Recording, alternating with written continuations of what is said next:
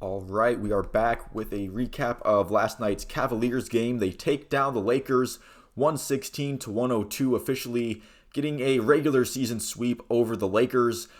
Thanks in large part, I think, obviously to Donovan Mitchell, but I do think the offense in general gets a huge boost with Jarrett Allen returning to the lineup. And I also I have to mention that Anthony Davis left with injury early on in the game. I feel like that definitely played a role in how the game went, because if one of the team's major stars goes down, that's going to have an effect on the game, really, not just on the court but also mentally for both teams as well, where the team with the injured superstar is thinking, well, now we have to step it up, and it kind of puts more pressure on everyone else, while the other team might smell blood in the water. Maybe that's what happened, although Anthony Davis's replacement in Thomas Bryant did pretty well in his minutes. He has a decent stat line, put up some good number of points. Russell Westbrook also had a really solid outing from the bench. LeBron James leading the Lakers in points, making some LeBron James plays. But again, some of the Jarrett Allen returning from the lineup definitely boosted this Cavs offense. His presence was immediately felt in the game. He ended up with a 24 point, 11 rebound double-double. So he didn't miss a beat, and didn't really seem to have any nagging issues with his injury. So for him to come back and be able to pick up right where he left off, that is great news for the Cavaliers. It doesn't hurt that the game was also at home. The Cavs have seemingly been almost invincible at Rocket Mortgage. Their record there is now 11-1. But I think the biggest story coming out of this game is obviously going to be Donovan Mitchell's fantastic performance. 43 points, a season high for him.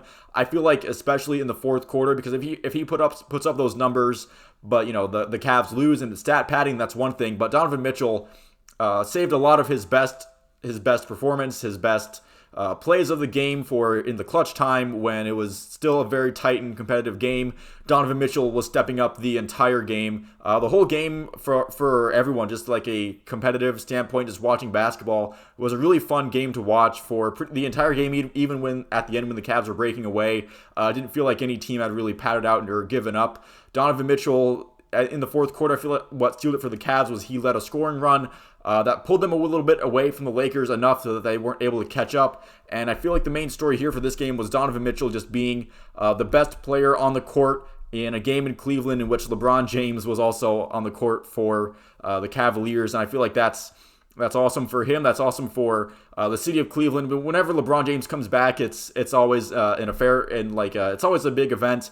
The Cleveland fans, I feel like, have been up and down with LeBron obviously throughout history, but the finals performance plays, and he gets cheered because, as much as we might not like that he left again and went to the Lakers, he came back to Cleveland when he didn't necessarily have to, and he did bring the Cavs a championship like he said he would.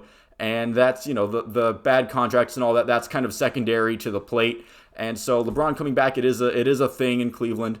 But with Donovan Mitchell, it's kind of like it's kind of surreal seeing that kind of thing where it's like the Cavs' new star is really putting on a clinic when LeBron is back. I feel like that's definitely that's a nice story for Donovan Mitchell and this Cavs team, and hopefully they can take this momentum, they can bottle it up, like they can have it, and they can spread it out on the road as well, because the Cavs have they've struggled a bit on the road as of late, but at home it's been all sunshine and rainbows and all honky-dory. Hopefully they can take this performance against a Lakers team that came in on fire with this performance. Yes, Anthony Davis going down did hurt them.